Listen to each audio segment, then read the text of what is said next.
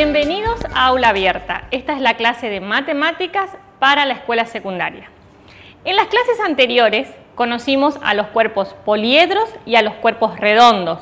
Calculamos áreas, volúmenes y la longitud de la circunferencia. ¿Recuerdan al número pi? Ese número especial que está en tu calculadora y que por ser un número irracional tiene infinitas cifras que no son periódicas. Siempre que trabajamos con pi, trabajamos con aproximaciones. Esta clase de aula abierta la reservamos para un tema especial. Ahora que tenemos clara la diferencia entre figuras geométricas y cuerpos geométricos, que las figuras se desarrollan en 2 dimensiones y los cuerpos en 3 dimensiones, es hora de hablar de figuras súper especiales, los triángulos. Vean estas imágenes. Si son observadores, se darán cuenta que estas imágenes están llenas de formas triangulares. ¿Por qué creen ustedes que se utilizan las formas triangulares para las construcciones, para la ingeniería, la arquitectura? Vamos a analizar qué sucede con estas formas. Los triángulos tienen una cualidad: no se deforman, son indeformables. Si tomamos un triángulo, como el que tengo acá, e intentamos deformarlo, vamos a notar que la figura queda rígida. En cambio, si tenemos un cuadrilátero, pentágono u otro polígono que no sea triángulo, vamos a ver que fácilmente podemos hacer perder la forma a la figura. Fíjense que se puede deformar de varias maneras. Para que esta figura logre rigidez, necesita que le incorporemos diagonales. La figura necesita triangularse, llenarse de triángulos. En la clase de hoy vamos a hablar de triángulos. Vamos a recordar la clasificación. ¿Lo hacemos juntos? Vamos al desarrollo.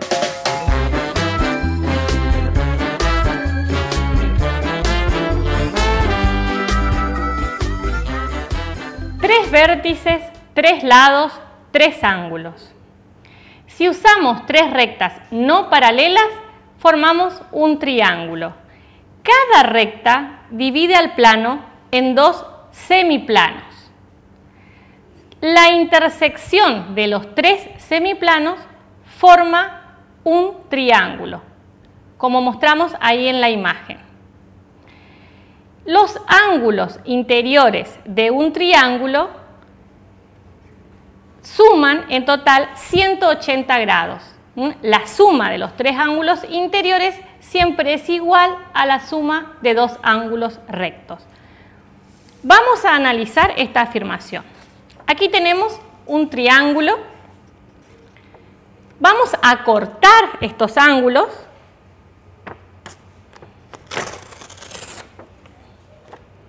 Y lo vamos a poner de forma continua. Ustedes pueden observar que la suma de estos ángulos van a sumar 180 grados, un ángulo llano, ¿sí? O 2 ángulos rectos de 90 grados cada uno. Aquí también podemos observar en la pantalla, esta es una propiedad muy importante y ustedes pueden realizar esta prueba con cualquier triángulo. Ahora vamos a recordar la clasificación de los triángulos. Los triángulos se clasifican de acuerdo a sus lados y de acuerdo a sus ángulos. De acuerdo a sus lados vamos a tener el triángulo equilátero, que tiene todos sus lados iguales. Cada ángulo de este triángulo mide 60 grados. Son congruentes sus ángulos. El triángulo isósceles, que tiene 2 de sus lados iguales, y el triángulo escaleno, que tiene sus lados diferentes. También tenemos la clasificación de acuerdo a sus ángulos. Se llaman acutángulos los triángulos que tienen sus ángulos menores a 90 grados. Por ejemplo, el triángulo equilátero. se llaman rectángulos los triángulos, que tienen un ángulo recto. Uno de sus ángulos mide 90 grados. Los lados que forman ese ángulo se llaman catetos. Y el lado opuesto, el tercer lado, hipotenusa. Y también tenemos los obtusángulos. Los triángulos obtusángulos son los que tienen un ángulo que es mayor a 90 grados. A todos los triángulos que no sean rectángulos podemos llamarlos oblicuángulos. Vamos a ver una experiencia. Si tenemos un triángulo como este de cartulina y vamos y doblamos los vértices al punto medio del lado opuesto, se van a formar líneas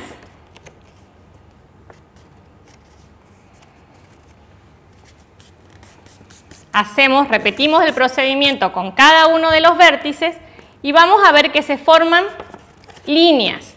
Estas líneas se intersecan en un punto. ¿Lo pueden ver?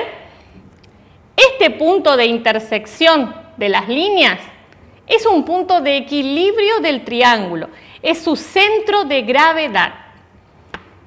Se llama baricentro del triángulo. Vamos a realizar el repaso con un juego virtual. Vamos a repasar cuáles son los elementos de un polígono. Aquí tenemos los lados, los vértices, un ángulo interior, un ángulo exterior y la diagonal de este pentágono. Tenemos que recordar que los polígonos se clasifican de acuerdo a las medidas de sus lados. Si todos son iguales, como el caso del triángulo equilátero, es un polígono regular. Si no, es un polígono irregular. Tenemos ahora sí la clasificación según el número de lados. Vamos a ver el triángulo, que tiene 3 lados, los cuadriláteros, que tienen 4 lados, pentágonos con 5 lados. La clasificación de los triángulos según sus lados. Dijimos que se llama equilátero cuando tiene los 3 lados iguales, isósceles 2 lados iguales y escaleno los 3 lados diferentes. Según sus ángulos se puede llamar triángulo rectángulo cuando tiene un ángulo recto, ¿sí?, que mide 90 grados. Obtusángulos cuando tiene un ángulo obtuso que mide más de 90 grados. Y acutángulo cuando sus 3 ángulos miden menos de 90 grados. Vamos a ver cómo se calcula el área de un triángulo. El área es igual a uno de sus lados por la altura del triángulo sobre 2. Y el perímetro es la suma de las longitudes de sus 3 lados. La suma de los ángulos interiores dijimos que siempre de todos los triángulos va a ser 180 grados. Otra propiedad importante de los triángulos es que la suma de 2 de sus lados siempre va a ser mayor a la del tercer lado. Esta propiedad es importante para la actividad que vamos a realizar el día de hoy. El teorema de Pitágoras, que lo trabajamos en las primeras clases de aula abierta y dice que el cuadrado de la hipotenusa es igual a la suma de los cuadrados de los catetos. Y por último vamos a realizar un ejemplo práctico y vamos a calcular el área de la imagen que aparece en la pantalla. Para calcular el área necesitamos un lado y la altura del triángulo. El área de este triángulo es de 16.790 metros cuadrados. Y el perímetro se calcula sumando la longitud de los 3 lados, que es igual a 424 metros cuadrados. Con este repaso, pasemos a la conclusión de esta clase.